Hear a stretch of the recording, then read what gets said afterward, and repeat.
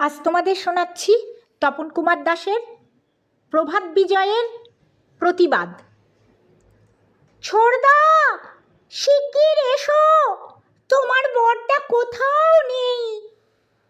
পড়ার ঘরের চৌকাঠে দাঁড়িয়ে ডুকরে ওঠেন বড়মা। ছুটির দিনের দ্বিতীয় চায়ের কাপ হাতে গলার স্বর ছড়িয়ে দেন সারা বাড়িতে। কি হলো বৌদি? একরাশ সাদা ফোমের মুখোশে গাল চুবিয়ে বড়মার মুখোমুখি হন পুতু প্রতাপনারায়ণ দত্ত, এবাড়ির ছোট ভাই, ছোট্টুর বাবা। হাতে রেজার, ছুটির দিন হলেও আজ অফিস যেতে হবে। সাত সকালে সেই ভূমিকাতেই তিনি এখন ব্যস্ত। বরদা নেই, যা ভেবেছিলাম ঠিক তাই হলো, ছলছল চোখে জানান বড়মা। নেই মানে? একটু আগেও তো দেখলাম সেভ করতে।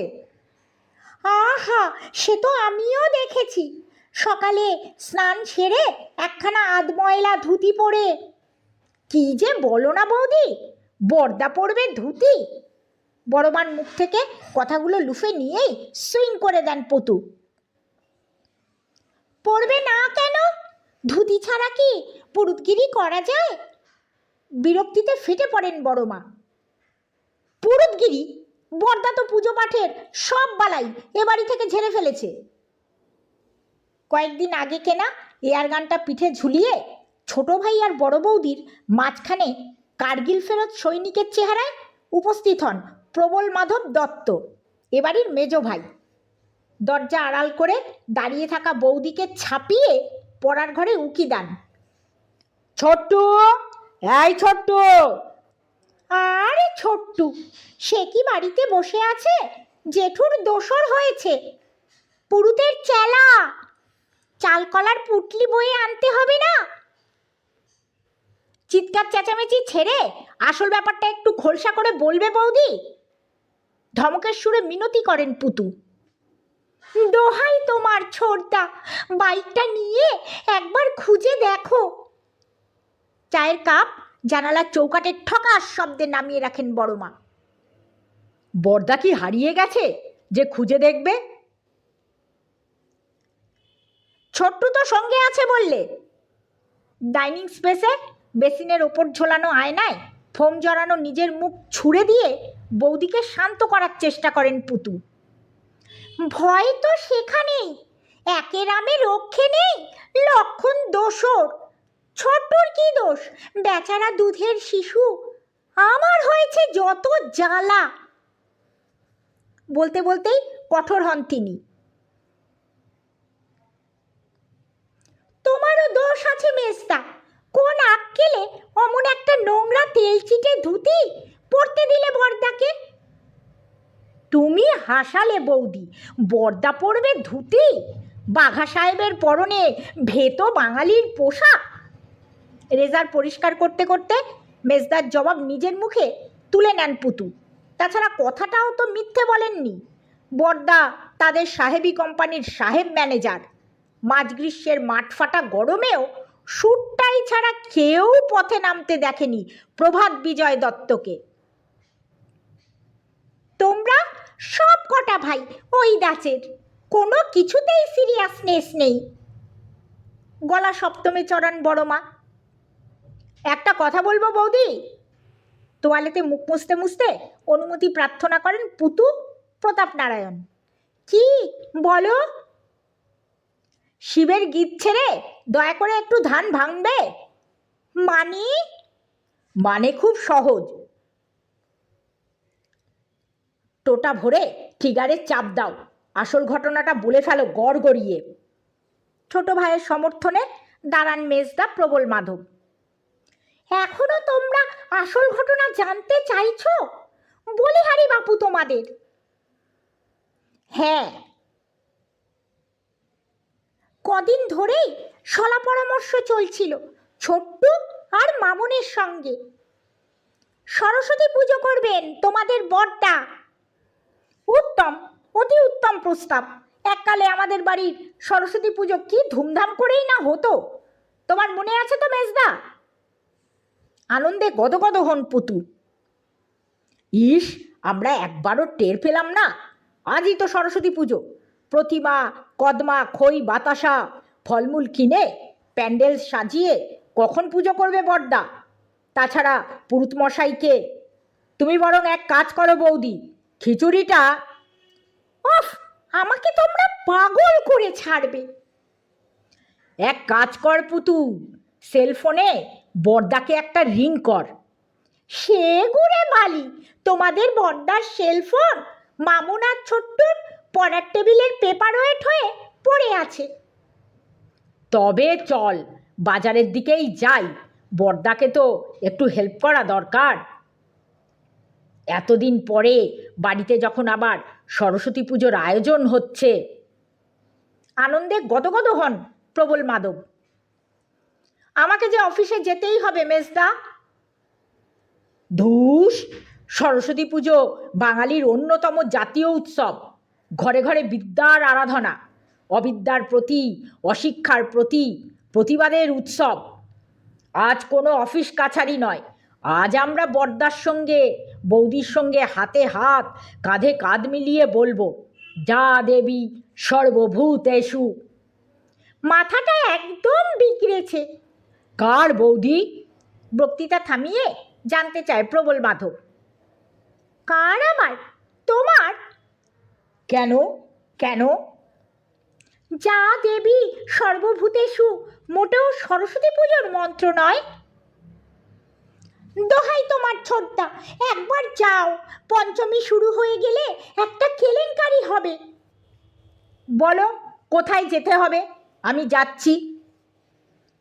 জায়গার নাম তো জানি নে, তবে মামুন আর ছোট্টুর সঙ্গে পরামর্শ হচ্ছিল অচেনা কোনো জায়গায় যাওয়ার। অচেনা জায়গা? তুমি যে বললে বড়দা সরস্বতী পুজো করবে। তবে আর এতক্ষণ ধরে বলছি কি, সরস্বতী পুজো করবে ঠিকই, তবে নিজের বাড়িতে নয়, ঘুরে ঘুরে এর ওর বাড়ি। পুরুত হবেন তোমাদের বড়দা, সঙ্গে সাকরেদ ছোট্টু। মানে? মানে? বড়মার দম ফেলার আগেই বিস্ময়ে হতবাক হন মেজদা আর ছোটদা। ভয়ে আমার হাত পা ঠান্ডা হয়ে যাচ্ছে মেজদা। পুরুতগিরি করার জন্যে উনি নামাবলী, সরস্বতীর পাঁচালি, পৈতে, তিলক মাটি সব কিনে এনেছেন। কদিন ধরেই ভাইপোর সঙ্গে বসে বসে ষড়যন্ত্র চলছিল। পাঁচালি পড়ে মন্ত্র মুখস্থ আর অঙ্গঙের মহড়া। কি যে বলো বৌদি, বড়দা ঠাকুরমশাই হয়ে পুজো করতে যাবে কেন? রিটায়ার করে বড়দার শেষ পর্যন্ত সাধু হওয়ার স্বাদ হলো। সাধু, পুরুত, ঠাকুরমশাই কিছুই না, পরোপকার, পরে উপকার করতে চান তোমাদের বড়দা। এরপর নাকি লক্ষ্মী, বিশ্বকর্মা, সন্তোষী, নারায়ণ, শনি সব পুজোই করে বেড়াবেন। কিন্তু বড়দা তো আর সত্যি সত্যি ঠাকুরমশাই নয়, এই বয়সে কায়েত হয়ে ব্রাহ্মণের কাজ। নানা বৌদি, তোমার বাধা দেওয়া উচিত ছিল। বড়মাকেই কাঠগড়ায় দাঁড় করান মেজদা। আমার কথা শুনতে তোমাদের বয়েই গেছে, আমি কি আর বলিনি ভাবছ? উনি স্বামী বিবেকানন্দের দোহাই দিলেন, বললেন নরেন্দ্রনাথ দত্ত যদি বিবেকানন্দ হয়ে পুজো পাঠ করতে পারেন, প্রভাত বিজয় দত্তই বা পারবে না কেন? তাছাড়া কি? ধৈর্য ধরে দাঁড়াতে অসুবিধা হয় প্রবল মাধবের। পুরুত মশাইদের দেমাক নাকি উনি ভেস্তে দেবেন। পুজোয় ওরা নাকি যজমানদের টর্চার করেন, কথা দিয়ে কথা রাখেন না। কিন্তু বড়দাকে যে বহু লোকে চেনে, জানে। আমাদের সমাজ তো এখনো অতটা অ্যাডভান্স হয়নি যে কোনো কায়েত ঠাকুরমশাইকে মেনে নেবে। মোরোভার পুজো করার কতগুলো কায়দা কৌশল তো আছে। কি হবে রে পুতু, চুপ করে হাত গুটিয়ে বসে থাকলে চলবে? এতক্ষণ পরে একটু সিরিয়াস হওয়ার চেষ্টা করেন প্রবল মাধব। থানায় একটা খবর দেবে নাকি মেজদা? ওসি তো শুনেছি তোমার বন্ধু। কথাটা মন্দ বলিসনি, চল তাই একবার চেষ্টা করে দেখি। ছোট ভাইয়ের প্রস্তাবটা মহা উৎসাহে লুফে নেন মেজদা।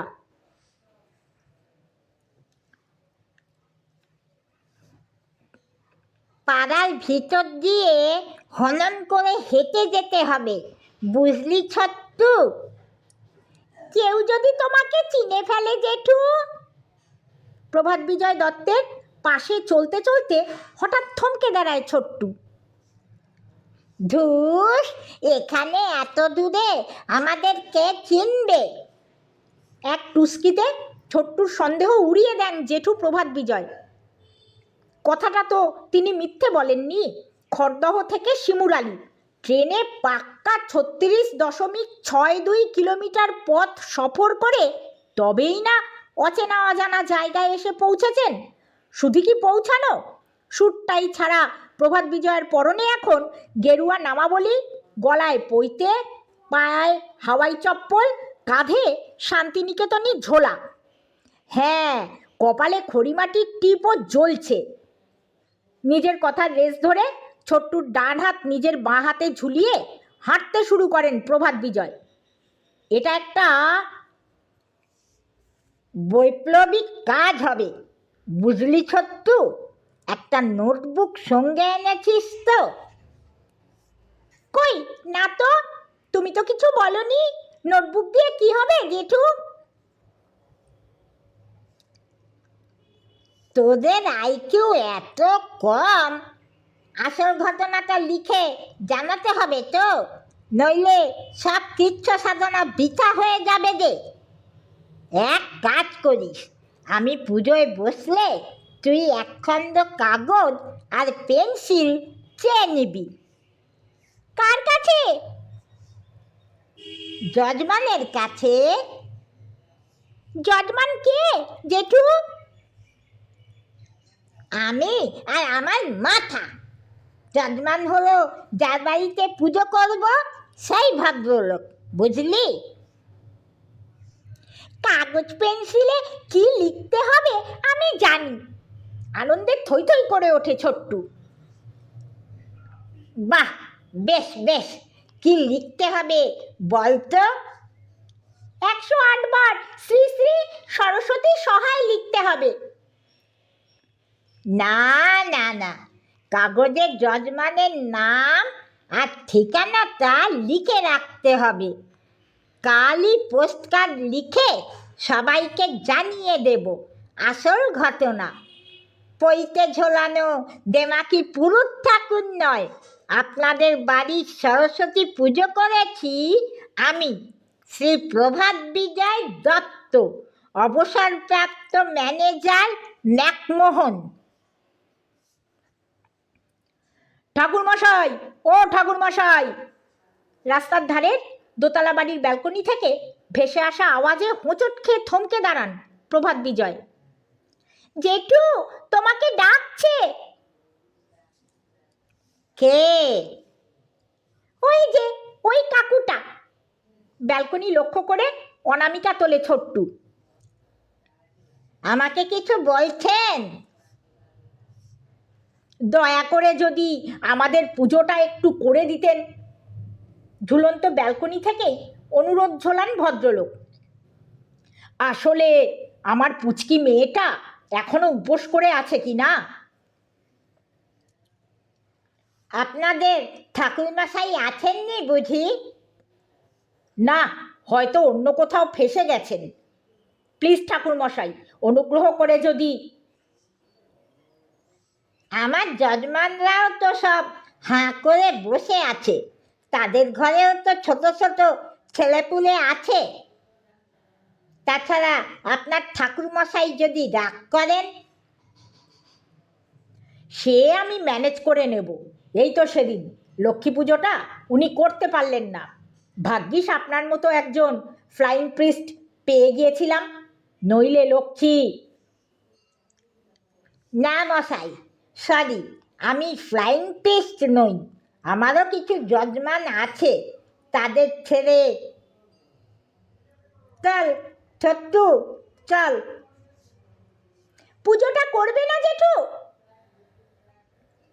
তুমিই তো বলেছিলে ফ্লাইং প্রিস্ট হয়ে পুজো করবে। বলেছিলাম নাকি?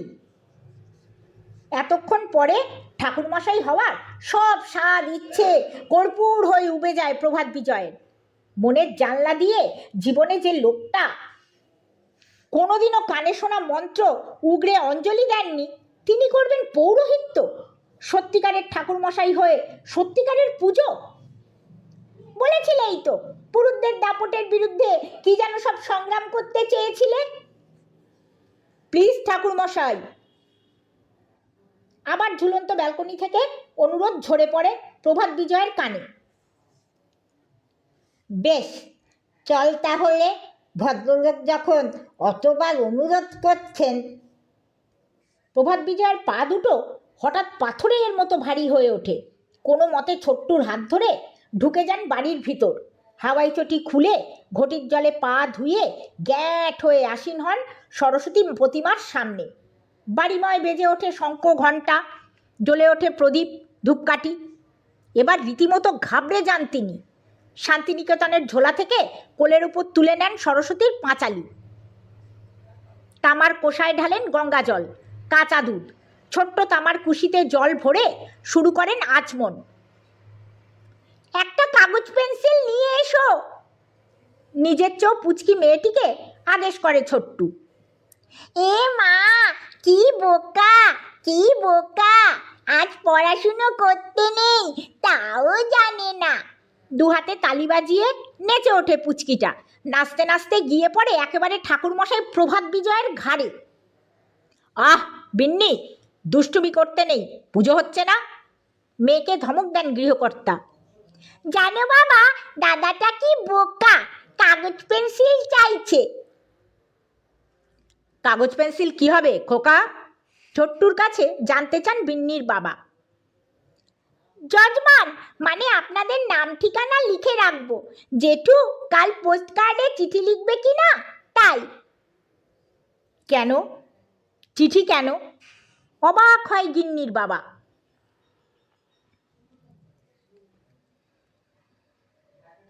বিন্নির বাবার প্রশ্ন মন্ত্রের আওয়াজে চেপে দেওয়ার চেষ্টা করেন প্রভাত বিজয়। আহা, অমুক গোত্র অমুক দেব শর্মা বলছেন কেন ঠাকুরমশাই? বিন্নির বাবারা আলিম্মান গোত্রের, আর নাম অমল কুমার দে। গলবস্ত্র হয়ে জানিয়ে দেয় বিন্নির মা। মায়ের ডাক নাম রিনি, ভালো নাম রিনা দে। হারান দাদু সব জানে, তাই না বাবা? সত্যিই তো মারাত্মক ভুল হয়ে গেছে। যার বাড়িতে পৌরোহিত্য করা তার নামগোত্র ছাড়াই মন্ত্রপাঠ। সুতরাং আবার প্রথম থেকে শুরু করেন প্রভাত বিজয়। কই হে বাবা অমল, পুজো যে দেখছি শুরু হয়ে গেছে। আসুন আসুন হারান কাকা, আসলে বেলা হয়ে গেছে তো আপনার দেরি দেখে। অজুহাতের মহাভারত রচনা করার চেষ্টা করে অমল কুমার। না না না, এ ভারী অন্যায়।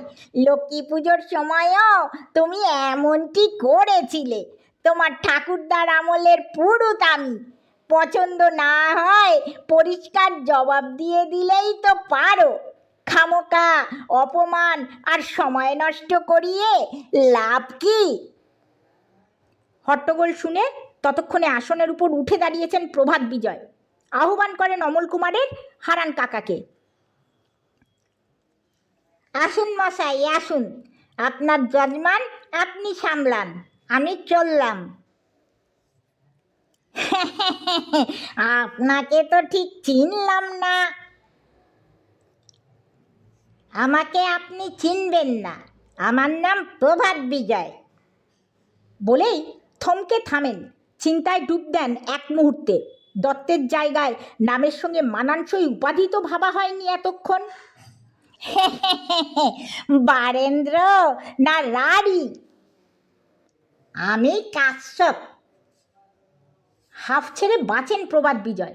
যাক, উপাধি জানতে চাইনি ভাগ্যিস।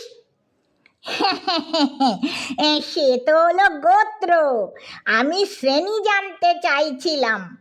বলতে বলতে পুজোর আসনে বসে পড়েন হারান বাবু। আমি হারাধন ভট্টাচার্য, খাঁটি বারেন্দ্র মশাই। হারাধন ভট্টাচার্যের ঠিকুজি কোষ্ঠী জেনে কাজ নেই প্রভাত বিজয়, নিষ্কৃতি পেয়ে হাত ধরেন ছোট্টুর। চলো বাবা চলো, ওদিকে আবার সবাই অপেক্ষা করে আছে। নাম ঠিকানা লিখবো না জেঠু? না, তার আর দরকার নেই, চলো। ঠাকুরমশাই, আপনার দক্ষিণাটা। 10 টাকার একটা নোট প্রভাত বিজয়ের চোখের সামনে মেলে ধরে অমল কুমার। ওটা আপনাদের অরিজিনাল ঠাকুরমশাইকেই দিয়ে দেবেন।